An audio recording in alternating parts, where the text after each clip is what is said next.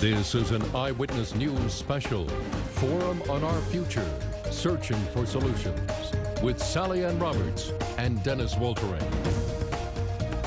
Good evening, everyone. We are here tonight because we have had a very difficult 6 months. It began with the new year and the death of a young man at a French Quarter bar. And it seems to have led to a nonstop war of divisive words. During these 30 years, no one, and I mean no one, has ever had just, and I emphasize just, cause to ever, with any stretch of the imagination, to accuse me of any sort of prejudice. Not white, not gay, and definitely not black. I see it as an extreme example of racism, discrimination, total disrespect for human life. I make of it the fact that there is still a lot of injustice in the world. And it may or may not be precipitated by racism. That doesn't matter. We're not tolerating discrimination in the city of New Orleans in 2005. This is not 1964. I wanted my own team, people who were excited about me as their new leader. It seems to me I have a right to hire the people that I want to hire. I think back to the 1857 decision, Dred Scott decision, say black people have no rights whereby whites are bound to respect. It seemed true then, and it's still true today. For this to happen now, and even still, raises a lot of questions as to motivation. Oh, of course not. Race has nothing to do with this. You said Jefferson Parish deputies become the judge, the jury, and I'll go on record to say it appears that they were lynchmen. It's not a black and white issue. It's a right and wrong issue. If it takes a guy with slanted eyes from outside the parish to come in and say, hey man, let's talk about this, let's talk about it. If race polarizes everything, then nothing happens. Once you're polarized, you're stuck. I mean, you can't get anything done. So obviously, unless we get out of this, it's not good for us. It's not good politically, it's not good economically, it's not good socially, it's not good any which way. Race relations in this community resembles a simmering volcano, always on the verge of erupting, but never fully erupts. We like to think we've come a long way since the 1960s, but today there still appears to be a racial divide that many of us don't see, but it is clearly there. We've asked this group of elected officials, ministers, and other community leaders to come here tonight to open a dialogue that we hope will lead to some resolution of this racial tension. Because we have a lot of knowledge in this room, we are going to move as quickly as possible to each person and try to give as many people a chance to share their ideas. So if we have to interrupt, that's the reason why. We just want to get in as many good ideas as possible. That's why we're holding this forum, hopefully to shed some light on differences of opinion and establish some common ground. We'd like to say that we invited Mayor Ray Nagin and Tom Watson, the Reverend, that they said they were unable to attend here tonight. Well, first of all, I want to throw out this question to our panelists. As we heard Dr. Ed Renwick just say, there is a problem that seems to be dividing this community, and until we move forward, we cannot hope to have anything, we can't hope to move forward on problems until we deal with our racial divide. Councilman Thomas, what is your feeling? How is the racial divide separating us? Well, I think the racial divide hurts us several ways. Socialization, economics, for sure. One of the things I like to focus on is if you look at New Orleans, a lot of money comes through this city, but very few dollars stay in this city. With our #1 industry, very few women or African Americans profit from that industry. But the #1 thing that I think that many leaders or political people do with race is they use it to protect their race card. They use it to protect or play to their base. And it's wrong on either side. Leaders take people where they need to be, not where they want to be. But when you talk about the French Quarter, that incident that you highlighted, we used to go to a club called the Boucherie when I was coming up. Well, guess what they had? They had a quota. Once so many young African-American men were allowed to come in, they would stop. If you were at the end of the line, they would tell you, well, you're not dressed right. Well, the guy who just went in had on worse clothes than I had. That was 20-something years ago. And today. So for people to say that it doesn't exist, that's not true. Okay, now I want to talk to the parish president, Aaron Broussard. In your opinion, how is the racial divide keeping us from dealing with the problems like crime, like education? Well, I would say that, first of all, there has been a history of progress of political empowerment, entrepreneurial empowerment, that is on the advance, depending on what point you start backwards and go to this point. And once you reach political empowerment levels, then I'm meeting with Councilman Thomas, I'm meeting with Mayor Nagin, and we are having some of the most active dialogues that we've ever had in this region before. And you've got North Shore representatives meeting with Orleans representatives on all kind of issues of commonality. And that's where our hope is. Our hope is in the dialogue of these empowered officials that are breaking down racial barriers. I see no color in Councilman Thomas. I see no color in Mayor Nagin. And therefore, we can talk as equals about issues that can resolve some of these problems that are bringing us here tonight. Do you think that there are more opportunities for both sides to meet? Are there certain issues that divide you, that keep you from working together on things? There are no personality differences. There are no racial differences at the power levels in this region any longer that divide us. I was on the parish council in the 70s. We used to meet with the Orleans Council once a year, and the dialogue was social chatter. Now we meet very often on major issues all the time, and solutions are being worked out. There's a lot of hope because the leadership is colorblind. What about the rest of you? Anyone else have some thoughts about this? Yes, Mr. Sanyika of the African American Leadership Project. Yeah, I don't know if it was wise of me to be the first to respond to those two erudite gentlemen, but I am. I take a slightly different perspective about the nature of the problem. First of all, the incidents that happened in the French Quarter are not new to this city, nor is the history of racism new to that specific incident. When you have a city in which there's such a large gap in the ownership of the wealth, though the politics looks like it's desegregated, the economics is not desegregated. The power to actually deliver goods and services that rest with access to income and the quality of education are missing in our city, and we need to dialogue about how to address that rather than the superficial issue of your color, because I think it's the combination of color, class, consciousness, and commitment, all of which you need to build society. The other thing is we've invested so heavily in the assumption that government is the answer. We've left out the role of civil society. Civil society is the rest of we citizens who are not government or the marketplace. In a democracy, civil society must be an active part of the development of human potential. We don't have that developed in this city as well as we should, nor is our dialogue on race very accurate, because we confuse bias, prejudice, discrimination with power and institutional racism. I think we need to argue from a different premise with a different paradigm in order to get at why the divide existed for so long, why it exists now, and why it will exist in the future unless we change the nature of the conversation. And the issue of color is superficial, then? I think it's superficial based on the fact that all people want a good quality of life.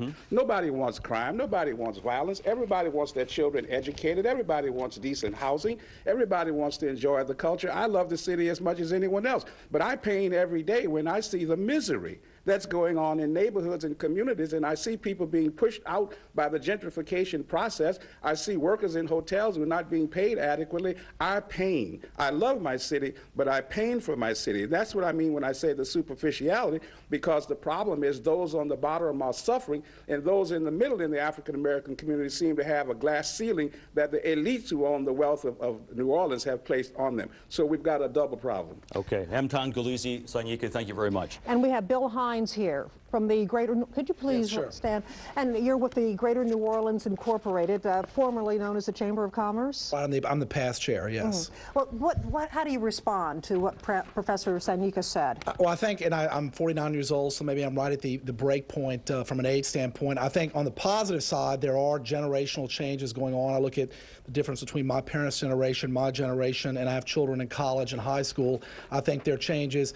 I think he touched on the biggest issue I've observed the last few years, and in fact, when the Hornets were moving here, we had sort of a regional and biracial coalition together to get the Hornets here, which David Stern said he thought was critical I told Mayor Morrill at that time, we both predicted the next big issue was class more than race. And I think he just touched on the issue, which is Sheriff Gussman and I, went to Ivy League colleges, I think can travel in similar circumstances and all that. When you get to class and poverty in New Orleans, which tends to, at least in Orleans Parish, have a strong racial overtone, I think that's the most difficult conversation, particularly, Councilman Thomas and I have discussed this when it comes to economic development. Is it African-American biotechnicians, or is it helping the poor get jobs? I know the answer is it's both, but that's a really hard problem. Discrimination in the workplace. That's still a viable issue here in New Orleans? I'm sure it's a viable issue. The issue, again, is I think, again, it's just my opinion, but I think it's generational. I look at, the attitudes of my children as a parent compared to my generation as compared to my parents' generation. I'm not trying to be judgmental, but I think once, the world has changed, and if you look at the way the world's changed, I think our children will deal with the workplace in a different way than maybe, frankly, a 70-year-old will deal with it. Yes, over here, Donatus King of the NAACP. A couple of things as far as discrimination in the workplace. In my capacity as an attorney, I do a lot of employment discrimination. We have cases every day, getting cases in as far as people that have been discriminated against in the workplace. In my capacity as the president of the New Orleans NAACP, we get complaints in every day. Now, what kinds of complaints? Of racial discrimination in the workplace. And right now, something that just to make it concrete, I ask anyone to go on Porges Avenue, which is the hub of our business world here in New Orleans, and look at those positions, those jobs, those high-paying jobs, and look at the color of the folks that are in those high-paying jobs. And even though this is a 65, 66, 67% minority city, you see that the great majority of those people holding those high-paying jobs on Porges Avenue are non-minority. Now, there has to be a reason behind that, and if anyone denies that race is a part of that, then they're really in a state of denial. And until we admit that we have a problem, we'll never solve it. Mm-hmm. Sheriff Marlon Gussman, I mean, you were Chief Administrative Officer of the City of New Orleans for how many years? 6 years? About 6.5 years. About 6.5 years. So African Americans were in charge of City Hall, in charge of city government, as they still are. Why has the black leadership not been able to bring black business people into the community more?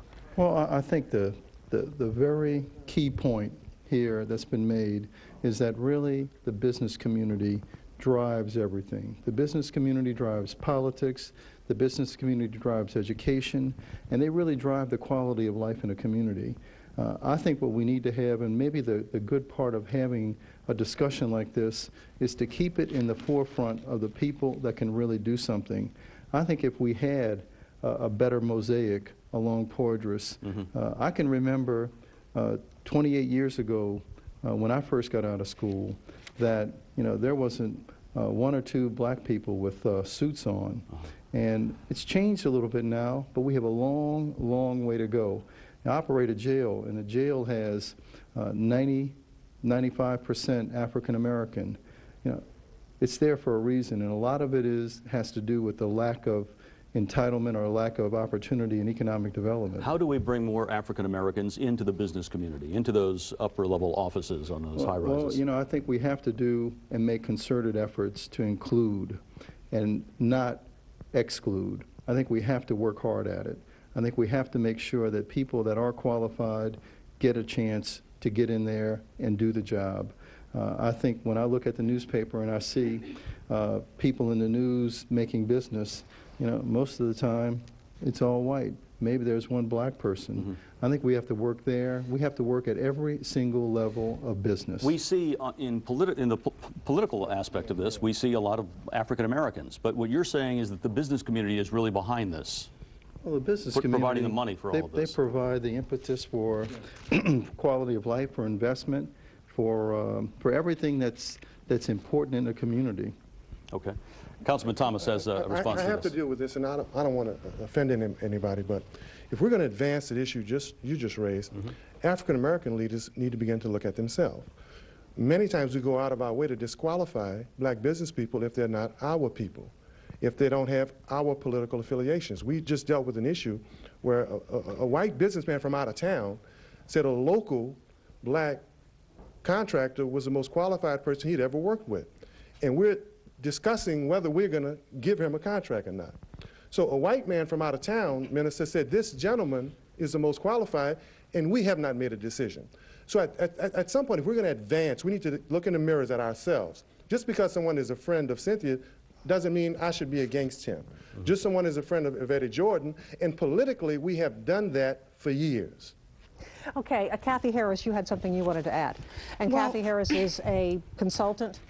I work with organizations, government organizations, and corporate organizations, and I hear a lot of times in the workplace, African Americans say that they have been marginalized, that they have been treated inequitably, that they have had challenges, and they say, I hear this in several corporations, we were told that we needed the education, and we went out and got the degrees. We went out and educated ourselves, and now they tell us it's the experience. But we are not being detailed to the positions that would allow us to get that experience. So the ceiling is very real for African Americans, for other minorities, for people who are disabled. Who's responsible? But we're talking who's holding that ceiling there? Well, the ceiling is, if you look at corporate America, it is a white male-dominated entity, and people who are less than, who are seen as different, are less than. They're treated as less than. And this is happening all over America, and it's happening in New Orleans every day. We got a lot of email, and I see Father Maestri, you had your hand up. We have identified racism and classism as issues and problems, and we believe too much that the solution lies with the political. Very often, the least ability to deal with these are political, because politicians are interested in one thing, getting reelected. And so making hard decisions is not what politicians warm up to. The real challenge, it seems to me, is with three related institutions: family, church, and school. If you do not give children across the board the opportunity for a quality education, you have closed off their future. The real crisis is the crisis of the African American family that has to be addressed seriously by leaders, black and white, across this community. And thirdly, the most segregated place in the world is the church on Sunday morning. Just take a look at the composition of the congregations. Yet churches should be the very institutions bringing about reconciliation, healing, and dialogue. All right. Kathy Harris has a response. Well, one of the concerns that I have when people start saying it's about the political arena, there is diversity in the political arena. What's missing is the lack of diversity in the business community, the lack of diversity, and looking at what are the challenges. It's a complex problem. It is a complex problem. And there's not like a single solution that's going to bring us together, but I am really concerned when I hear people talk about, yes, you sit down at the table and they're African Americans and they're Caucasians that are sitting down at the table in the political arena. And there's a lot of diversity, and it's mostly on your television set. In the workplace, we don't get together with one another. We're not having significant dialogues. We're afraid to have conversations in the workplace about race in the workplace and outside, because we don't get together, for the most part, outside of the workplace to have discussions. I wonder, by a show of hands, the number of people here who have friends, close friends, of another race. Close friends. Close friends. Everyone put their hands up. Okay. Let me ask this question. We heard from Father Maestri talking about the church taking the lead. A lot of the email that we received here at Channel 4 from people was that, well, we hear from the ministers when the ministers are concerned about white on black crime, but we need to hear more from the ministers on this constant barrage of crime. And I know that Reverend Webster has something to say. If you want to hear more from the ministers on the kids we have to bury, their parents, and those that we have to serve in the family, come to the church, because we're doing it every day. We're doing it all day. We take a stand prophetically against racism. We take a stand against unrighteousness, discrimination with the power of color prejudice to inflict and enforce it. The notion that the church hour is the most segregated hour, well, look at history.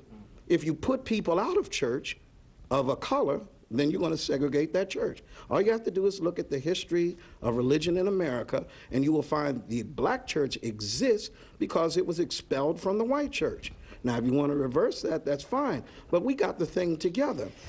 There are a lot of people are talking about on the email that we received. They say that there's not enough outrage. They see the outrage, they see the news conferences when there is a a tragedy where this young college student is killed. But what about well, the they young put man it who was in killed even starker overnight? terms than that. They say that if a white person kills a black person, there's outrage. But if there's any other kind of a murder, there's not that kind of outrage. No, unfortunately, I have affection for some persons on the New Orleans Police Department. I'll make the statement anyway. There was no outrage when white persons took black men off the street and they simply disappeared, killed them, did them in. Nobody knew about it except that community and the We're family. asking about the religious community right now. Well, the religious community has to deal with that. You don't get the outrage because the media doesn't cover it. And if the media chooses selectively if it bleeds, it leads, then that's what you're going to cover. And that doesn't help our situation. Come into our churches. Usually we're criticized for covering murders too often. You're saying we're not covering them? I'm saying if it bleeds, it leads. That's the wrong approach. If you want to change things, find out what these churches are doing. Find out how there's relationships between the churches and the NOPD. Find out how we're working to build up community. Find out how there's cooperation across faith lines. And then you'll see a different story. Let's get another opinion in here. Minister Muhammad.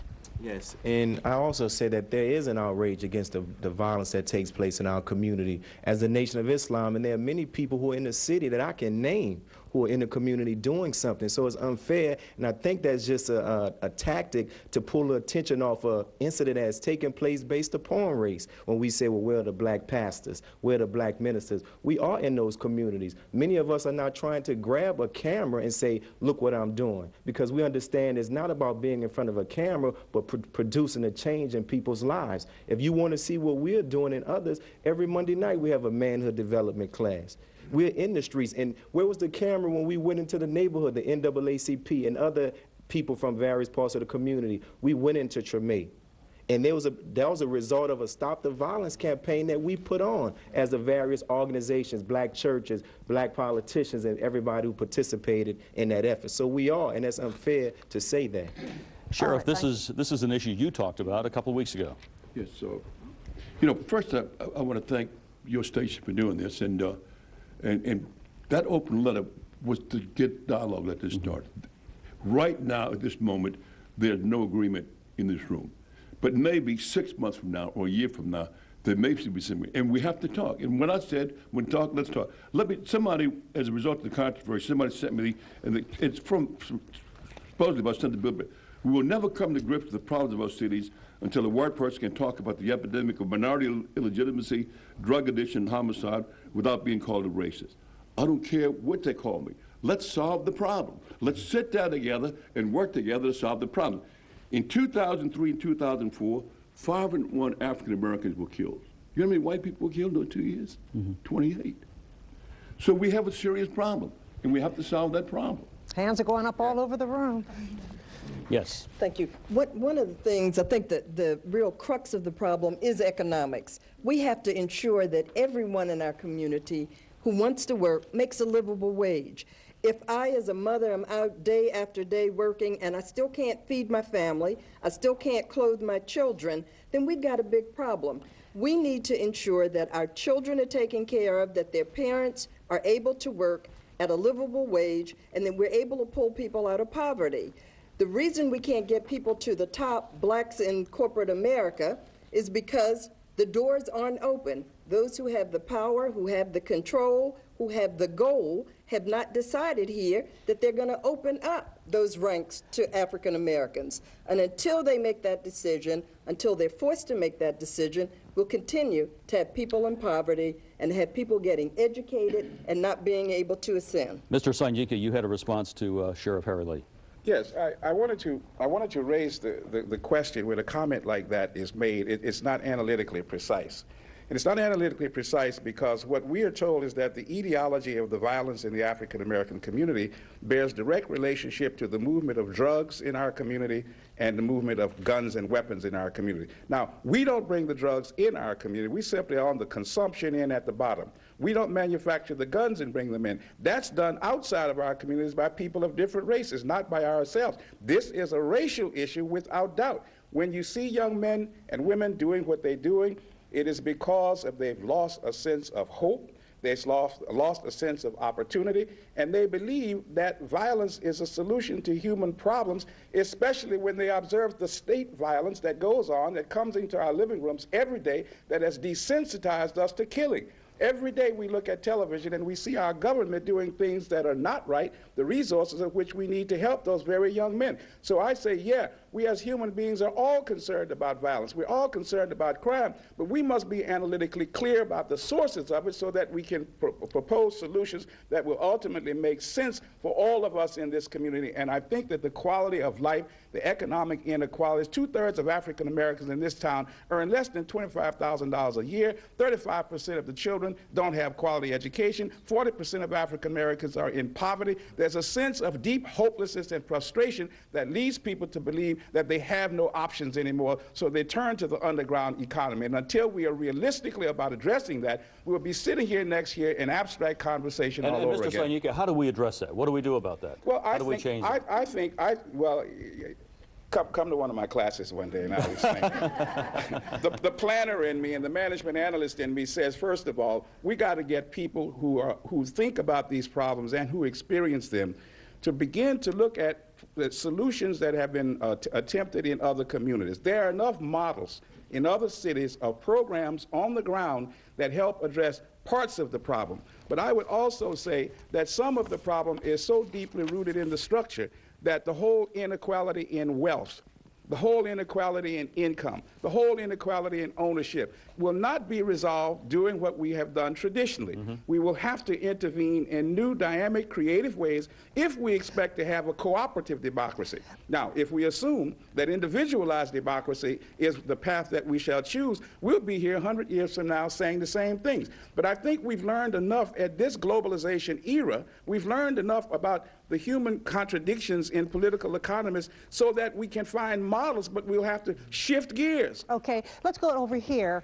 And I'm talking to Donatus King. Hey, well, one of the things that the sheriff brought up, and it really highlights the problem that we have.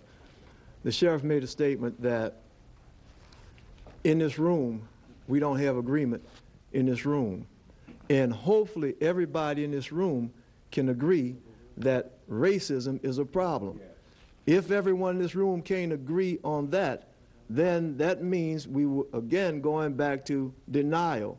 If you're an alcoholic, if you're a drug addict, if you have any other kind of problem, the first step to recovery is admitting you have a problem. We have to, the question Mr. Woltering asked, what can we do about this? The first thing that we have to do is admit we have a problem. Let's have a show of hands in this room. I mean, do we have a racism problem, a racial divide? Is that a problem in this community? I didn't see this hand go up. And we're talking to Lourdes Moran, of the Vice President of the Orleans Parish School Board. Thank you. We have a social economic divide. Racism, we have a discrimination problem in New Orleans. The discrimination comes in different forms. We cannot move forward in our education because we get bogged down with racial issues.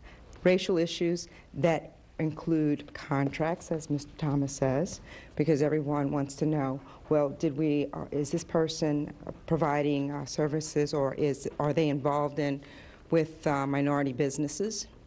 Are they businesses that provide or have for the disabled, or not disabled, but disadvantaged? So let me ask you this, because we're hearing, and I see a councilwoman. Well, let me get Michael Cowan with the Human Relations Commission here real fast. What are your thoughts as you listen to these comments here tonight?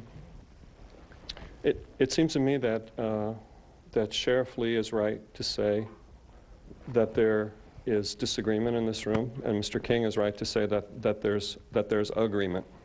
And the thing that I would say so far is that I'm encouraged by the the honesty and the civility in the room tonight, because that's what's been missing in almost every public assembly in this city for the last 6 months.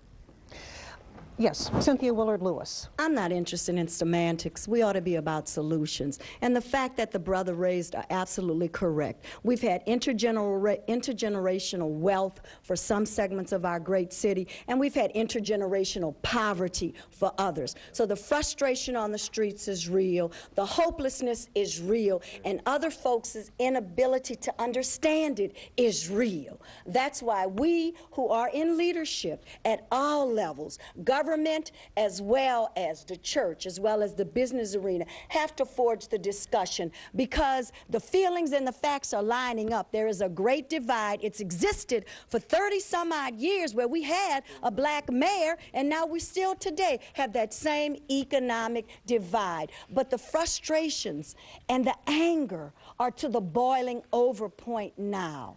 We have a crime problem in New Orleans that we hear from our viewers about constantly. The viewers are saying, I don't care what the reason is. I don't think we should have kids out there stealing trucks. We shouldn't have kids out there with guns, and we've got all of this activity going on. What are we going to do about Sally, that? let me take it over here to Bernard Hollis, right? Yeah. He's with the Central City Youth Against Violence, and you came out of the violence, didn't you? Could you stand up for us, sir? Yeah. And you came out of this. Could you tell us where you were and how you came out of it? Well, I came out of it back in &94, you know, when everything came about. I went back to school, went to college, went to Jackson State University. Mm-hmm. And the people that I left behind me that were still standing on the corners, when I came back, they still were standing on the corners. Mm-hmm. And was it drugs? You were involved in drugs and crime? What were you involved in? Well, it was pretty much drugs. You know, selling drugs on the street. What turned you around? What turned me around was that, you know, I have kids. You know, I'm a father of 3 kids, and I'm a single father. And I raise them and I take care of them, you know, the best to my ability. Why do some people... Responsibility gave you the motivation, basically? Responsibility gave me the motivation to provide and to move and to put a step forward in life. As you listen to these folks make comments, what thoughts run through your minds? I mean, your mind. How can we bring the community together on, over this racial divide? Right now, it's about racial in this room right here. But my main concern is about the violence that's happening on the street. I'm thinking that we're coming here to get things, get everybody involved into community action. And all we're talking about is racism. Racism does play a part in everything here in the economy. But what we have to do, we have to turn that around, start soul searching ourselves and try to provide for the youth that's out there right now. You know, we have so many problems that's coming up in the world. Mm-hmm. We got racism, you got youth conflict, you have the judges going against each other. You have, it's so much going into a pot. It's like a big old pot of gumbo. And we need to come out, and it's like a crab coming out of the pot, and always got a crab pulling them right back down. Right. So we got to come up as business leaders and community leaders to come up with a better solution than what we're coming up with right now and move forward with it. And I see this pastor right here. Your name, Minister Dwayne please. Davis. Minister Dwayne Thompson with Central City Youth Against Violence. I think the issue that we're talking about is a good one, and it is one to address. But like Minister Bernard said, the problem is going back, reaching back. Someone said earlier, what is the key? What can we do? And the thing is, I like to pose a question as to all of the people that are sitting in the room right now. How have we went back, or who have we brought into our office and said, hey, this is my job, this is what I do, this is, you know, where you can be, this is how you can be someday, this, you know, how many of you have really reached back and talked back and grabbed one and said, you know what, if I can be responsible one at a time, one person at a time, I am a prodigy of the community that they are putting down and say it doesn't exist. I'm a young black male, I'm a minister, I work in corporate America, I refuse to be stopped, but someone at some time reached out to me and said, look, and I am very upset with the fact that they say the ministers are not there, the people are not there, because that is a really not true fact. My question is, just like somebody said earlier, where were the cameras?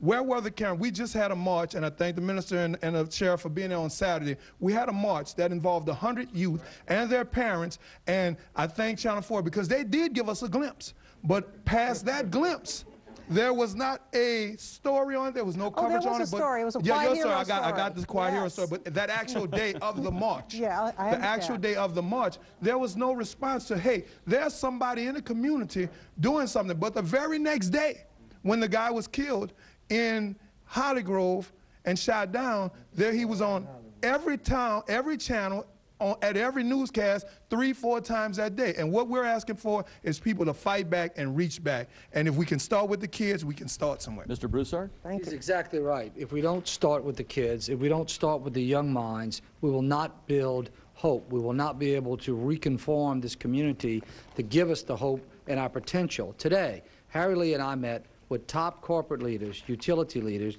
the superintendent of schools in Jefferson Parish, to forge a program called Community of One that reaches into the school system and teaches moral values, teaches hope, teaches character traits that will inspire children to believe in themselves and their capacities where they might not be getting it at home. It's outside of the realms of the books. It's about where their hearts are and their minds should be. And we're trying to tell children in our parish, you can be doctors, you can be lawyers, you can be engineers, you can be anything you want, because it's a community structure that is both corporate and citizenry and educational-wise that cares for you and is going to nurture you to a success. Now, that's a mindset. So this is classroom experience. Listen, if this region is a house, then we have to look at where our foundation is. And our foundation about family values is disintegrating. Our foundation about moral values is decaying. Our foundation about socioeconomic principles are evaporating. And this is what gives hope. If you don't have the hope that you're going to have a job one day, then drugs on the street is a good option. We have to change that. But when the foundation weakens and crumbles, the house starts to cave in on itself, and we're all gathering around talking about what color to paint the house. At any time we talk about what color to paint the house, we got to get back into the foundation, and that's the young minds. I don't know what hope we have to change people around that are 15, 16, 20, 21. I hope we have that chance. But we have the chance to change the young minds. And the federal programs and the state programs and educational programs, we have to get the corporate community with the civic community and the political leadership to infuse into the young minds in every program we can create. We can change the future. We can change opportunity and hope. And we have to do that. And hands are going up all over the place. Let's go over here, Councilman Chris Roberts. I think the main focus is the fact that education is the bottom line of where we can start to solve the problem at a very early age. The bottom line is, though, we have to have the trust of the public to want to fund education in a way where they feel as though that the money is being put to good use.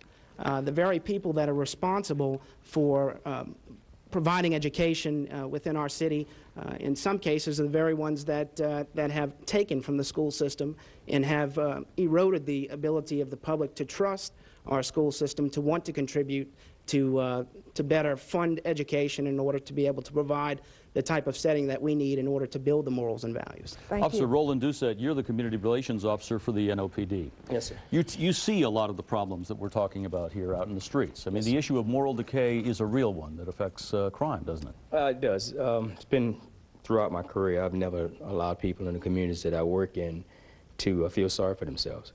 I mean, the idea is to go in and identify what the problems are and then look towards the solutions. And I've never seen anything that came out unless we got people organized in that community. Basically what I'm saying is I think that's why the chief developed this office. At some point, I think he feels to believe that we've lost the support of the community. And he's 100% correct. If we don't have that support from the community, we can't be effective.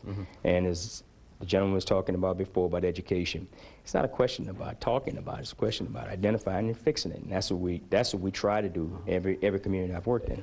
And what can the police do? I mean, a lot of the problem is families. Families falling apart and leaving kids without direction and guidance, right? I mean, isn't that one of the things that leads to crime? And it's been deeply rooted for some time. The problem is that if you understand it, then the question becomes, what do you do about trying to correct it? And if there's going to be one parent in the home normally that's female, then you have to find a way to work with that parent to make sure that that family is getting stabilized. And that's what I think I bring to the table. And let's spend the rest of our time that we have. Let's talk about solutions. We have Eddie Jordan, District Attorney here. We hear about the revolving door of the criminal justice system. We've heard from police officers over the years, we send them in, and they come right back out. That's true, and that's exactly what I wanted to talk about. In 2004, my office screened about 20,000 cases, 20,000 arrestees. About 70% of that 20,000 involved drugs, drug offenses of one kind or another. We convicted about 90% of those individuals, but unfortunately a good percentage of those persons will be repeat offenders. So we're not doing a good enough job of addressing the drug problem in our city. And what needs to be done? We need other answers aside from incarceration. If incarceration was the answer, then the people who are incarcerated would not come out and commit crimes again, and they would not get involved in drugs, but in fact they end up involved in that. We don't put enough resources, I believe, into rehabilitation and treatment. Okay, and Sheriff, would you like to talk about that? I mean, you see all of these young people when they're in the Orleans Parish Prison. Look, it's a fact that there's a revolving door, and I tell you what I've been doing, what we've been focusing on is rehabilitation. We're up there every day talking with the prisoners, and we're also starting things like a plumbing school, an air conditioning school, an electrical school, trying to give them something. You know, I'll say this, and we were having a discussion today with some of the inmates, and I talked to them about how, you know, you have to be around positive people. That's one of the 12 steps that they have in the program. And I asked them, I said, do you know any positive people? One of them said, yeah, you know, and the other one said, boring, you know. And I said, you know, you're right. A lot of positive people are boring. But, and it's true, but being around boring people sometimes is a lot better than being in jail and being locked up. And those are some of the messages that we have to get across.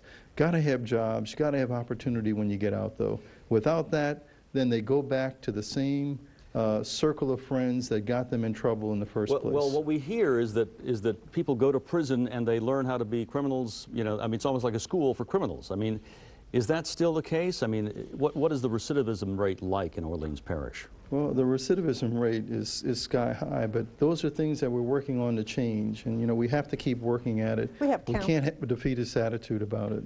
And let's go to Jackie Clarkson.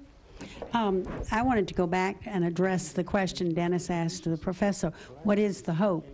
And I think there is a way to provide hope to our children.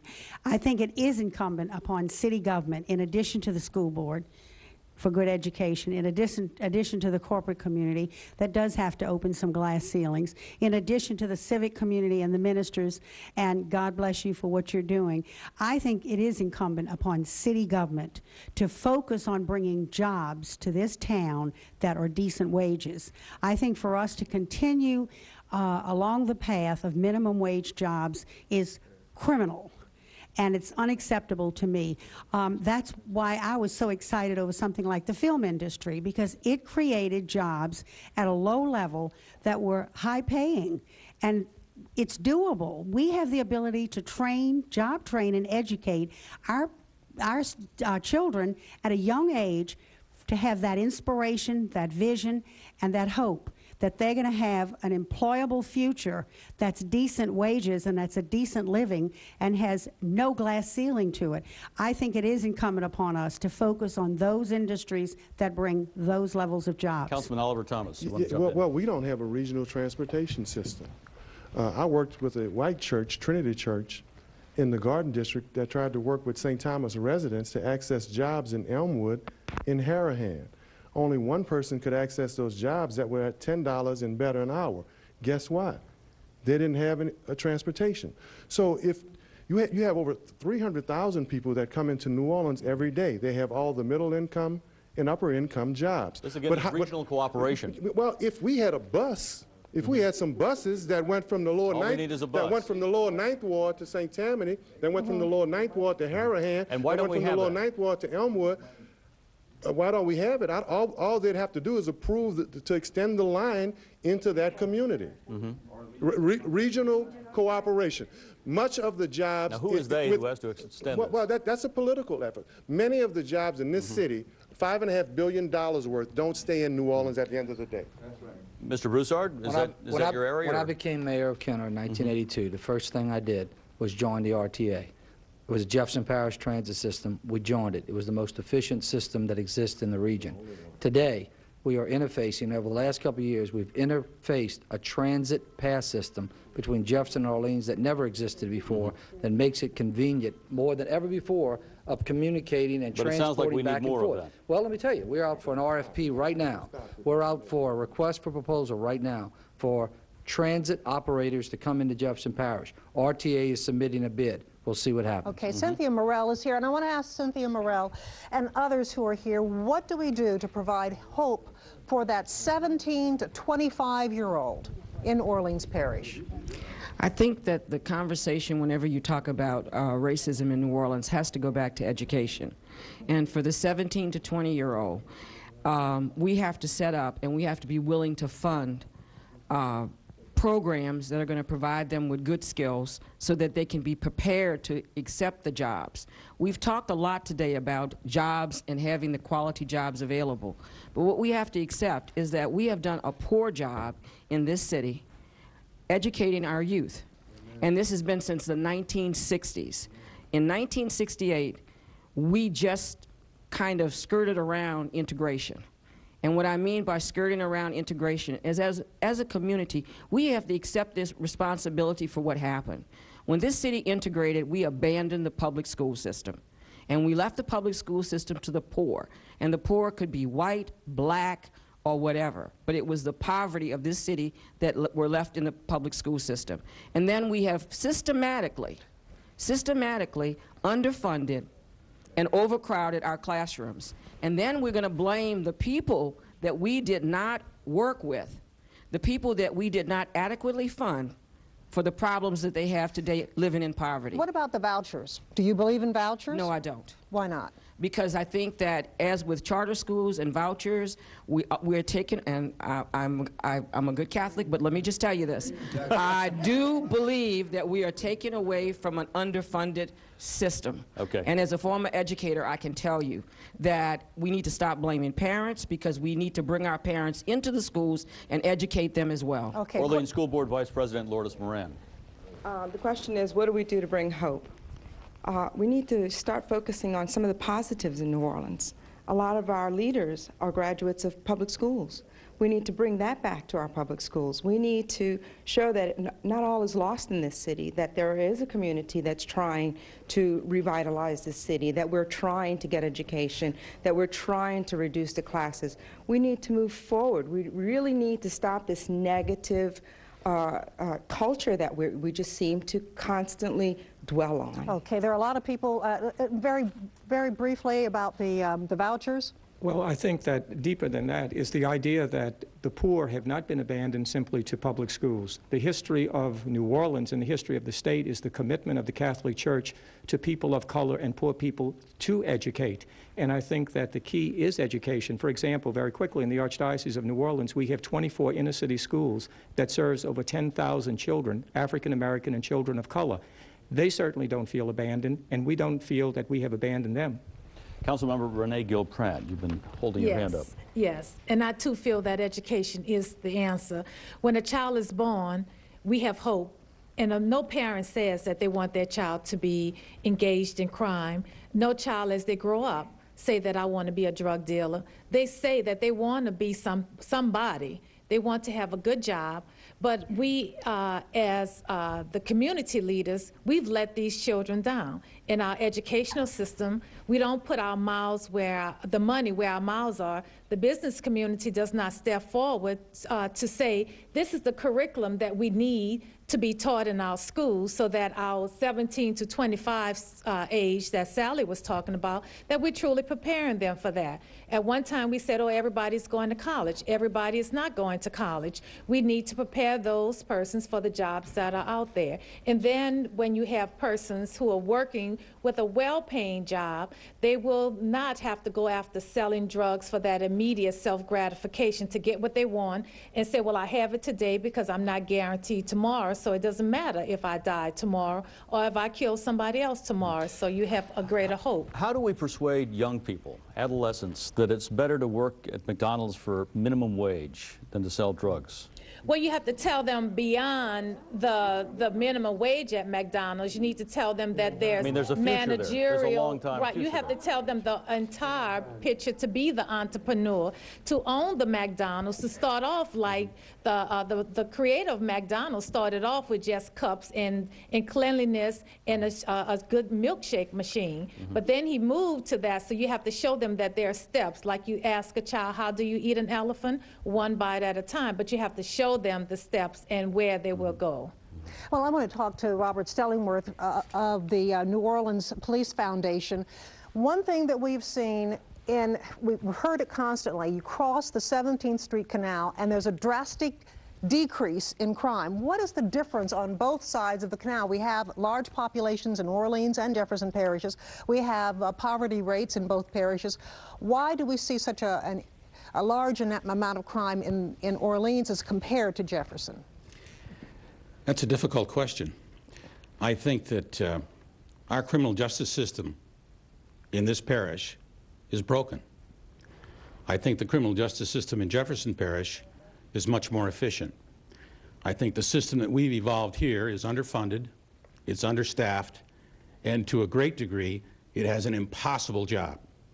And we've found that improving the police department, for example, to make 120,000 arrests per year overburdens the DA's office, overburdens the jail, overburdens the ability to react to crime in a way that is both better for the community and better for those that are involved in the system. We keep people in jail much too long awaiting trial in this city, for example. We do a lot of things that create distrust with the criminal justice system. We don't have enough police officers to answer the 53,000 calls we have, calls for service we have per month. People have to wait. You should not have to wait when there's a real crisis in your community. The police should be able to react, and they react better in Jefferson Parish. Mr. Jordan, is the criminal justice system broken in Orleans? I certainly think it needs to be improved substantially. The fact of the matter is that about 115,000 arrests were made last year, but almost all of those, well, a good portion of them, were municipal offenses. So we're not talking about cases that ever get to the DA's office. This is this quality of arrest versus quantity of arrest that Chief right. Compass has talked about. And the Chief and I agree that we need to have a better quality of arrest that will result in a better quality case, the kind of case that will target the individuals who are most responsible for the havoc on our streets. Okay, I see a number of people here from Eracism, and I want to get their comments because we've heard so much about how our racial opinions of one another, the racial divide. What is the solution as far as dealing with Well, our racial? organization is an interracial dialogue organization, and we've been in existence since 1993, the summer of '93, and we meet weekly to have conversation. And it's conversation in an environment where it would be okay for a European American to say that the African American family is broken and you wouldn't be called a racist. Our idea is to treat people of all colors with love and respect. And we have conversation and we share information even if we are at odds in terms of our feelings. It is a comfortable environment that equates being caring about one another, caring about things going well, with sitting down and talking about them. And we can express ideas that are negative or harmful. And that dialogue changes people heart by heart. Some people may say that, well, we're talking. I just finished reading the memoir of Dorothy Height, and one of the things that she talked about was when the Kerner Commission report came out, there were groups that were organized to have conversation about that report. And she said, don't let anybody tell you that you're just talking. Dialogue precedes action. Dialogue prepares the heart and the body and the feet for action. So we are a dialogue group, and we are an interracial group that's been going on since 1993, and we continue, and we're changing one heart at a time. We invite all of you to come and join us. Kathy Harris, you have some comments. Well, if anybody thinks that we're going to arrest ourselves out of this problem, you're kidding yourself. We cannot arrest and jail enough people to solve this problem. It will not solve the problem. The key is to not have to arrest people. If you want to know why we have the problem with the drugs, somebody said, well, maybe we could have better homeland security and keep the drugs out. The demand is so great for the drugs. And when people are on drugs, they're not responsible for what they do. But the question is, why do people take the drugs in the first place? Whenever there's a demand, you are not going to have enough homeland security to keep the drugs out if people are still buying them. We need to start working on the solution. And I love what you said about the dialogue, because one of the keys to the issue of racism, I think, is having a dialogue with one another, particularly with people who have different viewpoints. That's one of the starts for the issue of racism. With regard to how we're going to solve the problem of this subculture of violence and the things that are happening is to have people have hope. How do we do that? People take drugs because they don't have hope. And once they take the drugs, they're hooked, and then they commit crimes to be able to fund that process. And so when you talk about things about working with children, yes, we have to fix our school system. Yes, we have to bring people into the school system who have not been there. Parents, a lot of the parents of children who are committing crimes and things like that, we could sit down and blame them, but we're talking about people who have been in a school system that has failed them. Okay, Kathy, real quickly here, and I want to get over to the YLC. All I want to know is, do anyone knows the greatest fear of the young black male right now? And it's the question that sits at the bottom of an application. Have you been arrested? Because I'm a young black male, and when I felt, if ever I got arrested, I felt I was stuck. Because the community leaders and the people in employment places make us feel, if you've been there once, you might as well stay where you are, because we're not going to bring you in here. I don't care if you were arrested for stealing bubble gum, paper, honey bun, whatever you took or whatever you did, you stay out there and do what you had to do. All right, Bill Hines? Outside of the crime statistics and that sort of thing, the single greatest concern I have about this city right now compared to 5 years ago, some media people said I seem less optimistic, is I am somewhat less optimistic right now because of the dialogue. They brought it up again. Michael Cowan touched on it. If in a sense I would be speaking, you can say, for the white business community, the question is, do you want involvement or not? And the school board is the example, is whether it's fair or not. So I say this to the African-American business community to help us, or the African-American political community and ministerial community. When the white business community thinks they're trying to do good things, and see quotes like plantation mentality and all these things. I mean, I'm definitely stepping out there, but I'm just telling you, they're all starting to duck. They're all starting to say, I tried for 3 or 4 years, I'm in my 40s, I'm in my early 50s, I thought it was changing. And this is something Oliver and Marla and I were in a group together 5 years ago, New Orleans Regional Leadership Institute. Getting out of your comfort zone. It's very risky for someone that doesn't need to get out of their comfort zone, and you got to encourage them to do it. Thank you. Mr. Hines, thank you very much. Thank you. Thank you all Thank very you much. all very much. And we should continue for another hour. If this were an episode of CSI, we would have the case solved by now. But the challenges facing our community are much too complex to resolve in just an hour. We hope we have started honest dialogue tonight that will ultimately bear good fruit in our community. Channel 4 Eyewitness News is committed to following up on the ideas shared tonight, and we sincerely hope it has inspired you, our viewers, to consider what you can do. Every generation of Americans has risen to meet a major challenge. Now it's our turn. Good night. Thanks for joining us.